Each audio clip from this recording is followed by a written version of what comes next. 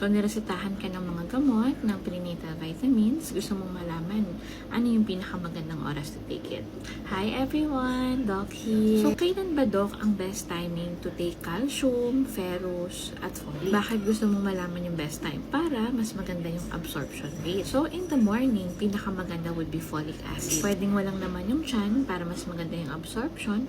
Pero if you feel nauseated, pwede naman din may laman na. Next is ferrous sulfate or iron. Kapag niresetahan ka na nito, pwede siyang between meals or bago matulog. Mas maganda kung may kasama tong vitamin C para mas maganda yung absorption. Iwasan mong sabayan ng kape, gatas, tsaa, at syempre ng calcium. Lastly would be the calcium. Ano best time ni calcium? It would be after lunch or after dinner. Mas maganda kay calcium kasabay ng pagkain. Huwag mong isasabay ito sa iron kasi hindi maganda yung absorption. So tip ko sa'yo, if you're going to take iron and calcium together, maglagay ka ng 2 hours apart para mas maganda yung pag-absorb ng katawan natin. If ever may mga ibang gamot pa, try to comment para makita natin kung saan natin siya isisingit.